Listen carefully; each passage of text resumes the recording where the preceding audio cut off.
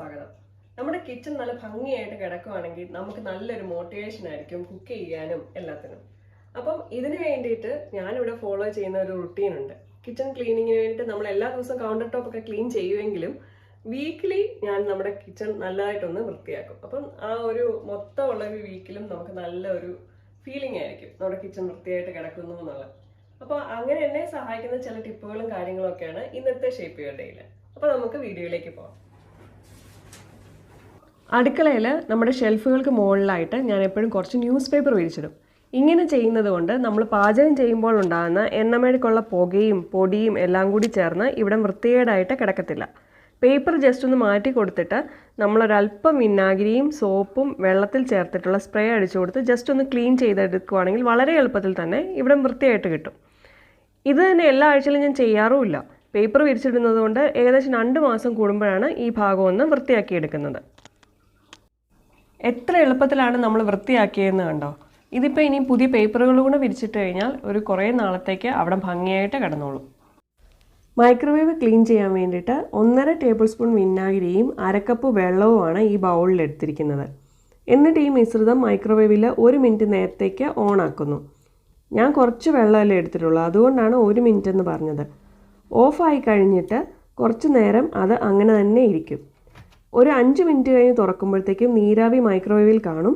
അപ്പോൾ ഒരു തുണി കൊണ്ട് തുടച്ചെടുക്കാനായിട്ട് നല്ല എളുപ്പമായിരിക്കും.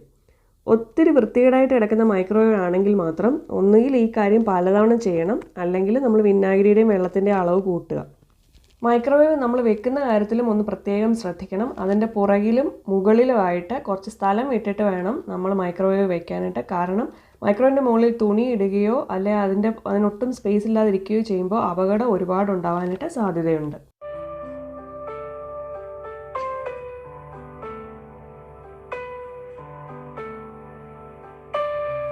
ചിമ്മിനി തുടയ്ക്കാൻ വേണ്ടിയിട്ട് 1 ഡ്രോപ്പ് ലിക്വിഡ് സോപ്പും 1.5 ടേബിൾ സ്പൂൺ വിനാഗിരിയും ചെറിയ ചൂടുവെള്ളത്തിലാണ് എടുത്തിരിക്കുന്നത്. ചെറിയ ചൂടുവെള്ളത്തിൽ നമ്മളിങ്ങനെ ക്ലീൻ ചെയ്യുമ്പോഴത്തേക്കും എണ്ണയും ചെളിയും പെട്ടെന്ന് മാറിയും കിട്ടും. പിന്നെ ഉണങ്ങുമ്പോഴാണെങ്കിൽ ഈ വെള്ളത്തിൻ്റെയൊക്കെ പാടുകൾ ഉണ്ടാവത്തുമില്ല. ക്ലീൻ ചെയ്യാൻ വേണ്ടിയിട്ട് ഞാനിവിടെ എടുത്തിരിക്കുന്നത് മൈക്രോഫൈബർ തുണികളാണ്. ഈ വെള്ളം കൊണ്ട് തുടച്ചതിന് ശേഷം നമ്മൾ ഉണങ്ങിയ തുണി കൊണ്ട് തുടയ്ക്കുന്നുണ്ട്. അതുകൊണ്ട് തന്നെ ഒരൊറ്റ പാടും ഇല്ലാതെ നല്ല വൃത്തിയായിട്ട് കിടക്കും. മോഡുലാർ കിച്ചൻ്റെ നമ്മുടെ ഈ ചിമ്മിനി ഫിൽറ്റർ ക്ലീൻ ചെയ്യുന്നതിൻ്റെ ഒരു വീഡിയോ ഞാൻ ഇതിന് മുമ്പ് ഇട്ടിട്ടുണ്ടായിരുന്നു. അത് കണ്ടിട്ടില്ലാത്തവർക്ക് വേണ്ടിയിട്ട് അതിൻ്റെ ലിങ്ക് ഞാൻ ഡിസ്ക്രിപ്ഷനിൽ കൊടുക്കാം. ചെയ്തിട്ടുള്ളത് കൊണ്ട് തന്നെ ഇത് ഞാൻ വീണ്ടും അതിവിടെ കാണിക്കുന്നില്ല.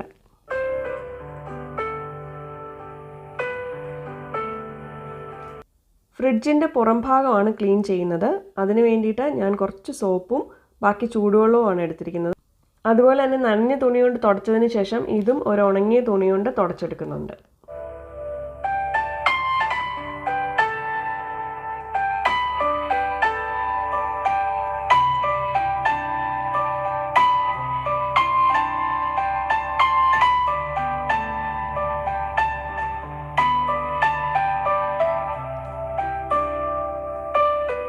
നമ്മുടെ ഈ അടുപ്പ് ക്ലീൻ ചെയ്യുന്നതിൻ്റെ വീഡിയോയും ഞാനിതിന് മുമ്പ് ചെയ്തിട്ടുണ്ടായിരുന്നു. ഇത് ആർക്കെങ്കിലും ആവശ്യമുണ്ടെങ്കിൽ അതിൻ്റെ ലിങ്ക് ഞാൻ ഡിസ്ക്രിപ്ഷനിൽ കൊടുക്കാം.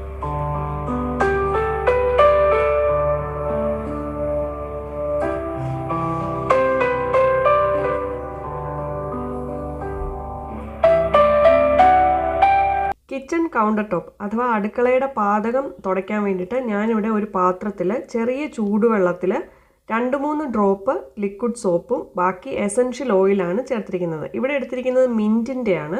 അതിന് പകരമായിട്ട് നമുക്ക് ഈ പുൽത്തൈലമൊക്കെ ഉപയോഗിക്കാം.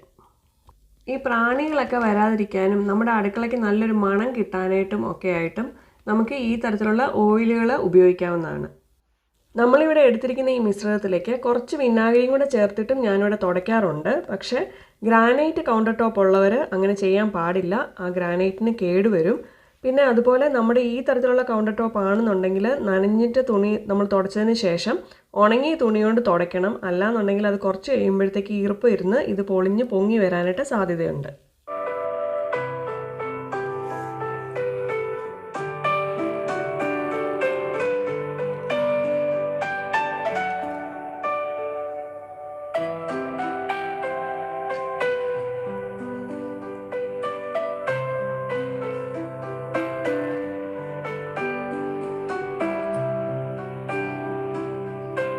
ഡിഷ് വാഷർ ഉപയോഗിക്കുന്നവരാണെന്നുണ്ടെങ്കിൽ ആഴ്ചയിൽ ഒരിക്കലും അതിൻ്റെ ഫിൽറ്റർ ഒന്ന് എടുത്തിട്ട് നമ്മളൊന്ന് ചുമ്മാതെ സോപ്പ് വെള്ളത്തിൽ ഒന്ന് കഴുകിയെടുക്കണം.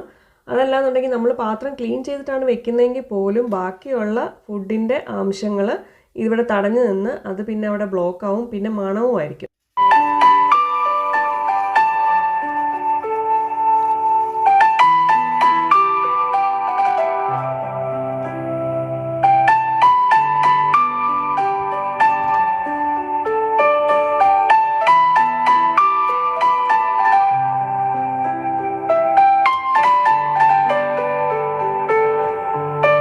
ഓവൻ ക്ലീൻ ചെയ്യാൻ വേണ്ടിയിട്ട് ഞാനിവിടെ എടുത്തിരിക്കുന്നത് 50 ഗ്രാം ബേക്കിംഗ് സോഡയാണ്. ബേക്കിംഗ് സോഡയ്ക്കകത്ത് നമ്മൾ കുറച്ച് വെള്ളവും കൂടെ ചേർത്ത് അതൊരു പേസ്റ്റ് പരുവത്തിലാക്കിയിട്ട് നന്നായിട്ട് അതിലെല്ലാം നന്നായി തേച്ച് പിടിപ്പിക്കുക. എന്നിട്ട് നന്നായിട്ട് ചെളിയുള്ള ഓവനാണെന്നുണ്ടെങ്കിൽ 24 hours ആണ് അത് അവിടെ വെക്കേണ്ടത്. അതല്ലാന്നുണ്ടെങ്കിൽ നമുക്കത് നന്നായിട്ട് ഉണങ്ങിയതിന് ശേഷം കുറച്ച് വിനാഗിരിയും ബാക്കി വെള്ളവും ചേർത്തിട്ട് നമുക്ക് ഒരു തുണി കൊണ്ട് നന്നായിട്ട് തുടച്ചെടുക്കാവുന്നതാണ്. വളരെ എളുപ്പത്തിൽ അത് ക്ലീൻ ചെയ്യാനായിട്ട് സാധിക്കും. ചില സമയത്ത് നമ്മൾ അതിനകത്ത് ഈ ചിക്കനൊക്കെ പോലുള്ള കാര്യങ്ങൾ ബേക്ക് ചെയ്ത് കഴിഞ്ഞാൽ ഒത്തിരി വൃത്തികേടായിട്ടായിരിക്കും നമ്മുടെ ഓവൻ കിടക്കുന്നത്. അങ്ങനെയുള്ളപ്പോൾ നമുക്ക് ക്ലീൻ ചെയ്യാൻ വേണ്ടിയിട്ടുള്ള ഒരു മെഷർമെൻറ്റും ഞാനിതിൽ ആഡ് ചെയ്തിട്ടുണ്ട്. അതല്ല വലിയ വൃത്തികേടില്ല എന്നുണ്ടെങ്കിൽ ഈ തരത്തിൽ വളരെ ചെറിയൊരു 50 ഗ്രാമോ വല്ലതും ബേക്കിംഗ് സോഡയുടെ ആവശ്യമേ ഉള്ളൂ. വിനാഗിരി വെച്ച് തുടച്ചതിന് ശേഷം നമ്മൾ നല്ല വെള്ളം കൊണ്ടും ഈ ഓവൻ തുടയ്ക്കണം. തുടച്ചതിന് ശേഷം ഉണങ്ങിയ തുണി ഉപയോഗിച്ച് നന്നായിട്ട് തുടയ്ക്കുക. പിന്നെ ഓവൻ തുറന്നിട്ടിട്ട് ബാക്കി ഉണക്കിയെടുക്കുക. അടുക്കളയിലെ ഷെൽഫുകളാണ് ഈ നമ്മൾ തുടയ്ക്കാൻ പോകുന്നത്. ഈ കിച്ചൺ ക്യാബിനറ്റ്സ് തുടയ്ക്കാൻ വേണ്ടിയിട്ട് ഞാനിവിടെ എടുത്തിരിക്കുന്നത് കുറച്ച് സോപ്പും ബാക്കി ചൂടുവെള്ളവുമാണ്. അതിലേക്ക് കുറച്ച് എസൻഷ്യൽ ഓയിലും കൂടി ചേർത്തിട്ടുണ്ട് നല്ലൊരു മണം കിട്ടാൻ വേണ്ടിയിട്ട്.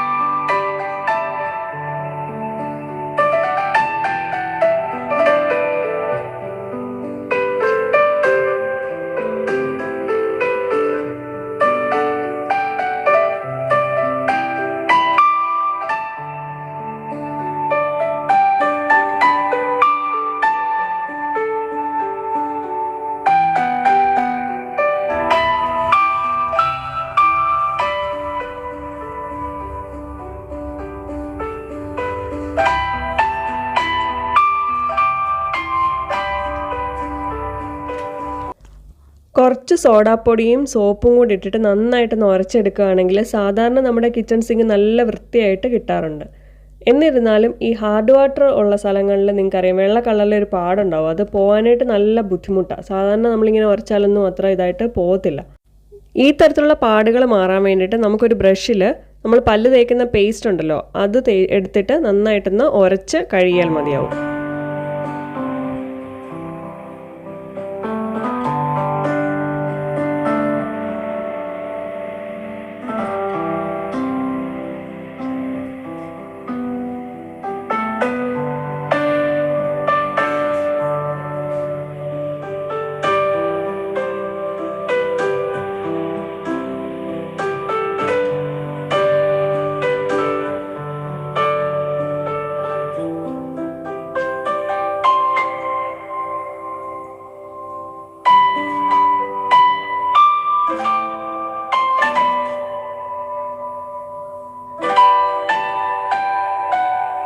അടുക്കളയുടെ തറ ക്ലീൻ ചെയ്യാൻ വേണ്ടിയിട്ട് കുറച്ച് ഡെറ്റോൾ ചെറിയ ചൂടുവെള്ളത്തിൽ എടുത്തിട്ടാണ് തുടയ്ക്കുന്നത്. വേസ്റ്റ് വാട്ടർ നന്നായിട്ടൊന്ന് വാഷ് ചെയ്ത് സൂര്യപ്രകാശത്തിലൊക്കെ ഉണക്കി എടുത്തുകൊണ്ട് വന്നിട്ടുണ്ട്.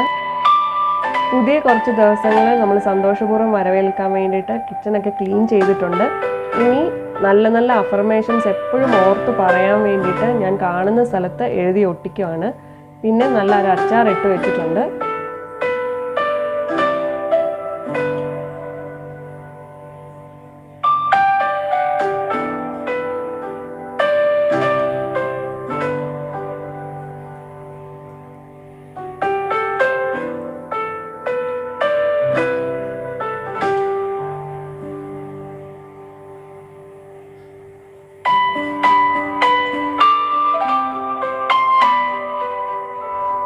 നിങ്ങൾക്ക് എല്ലാവർക്കും ഈ വീഡിയോ ഇഷ്ടമായി എന്ന് വിചാരിക്കുന്നു.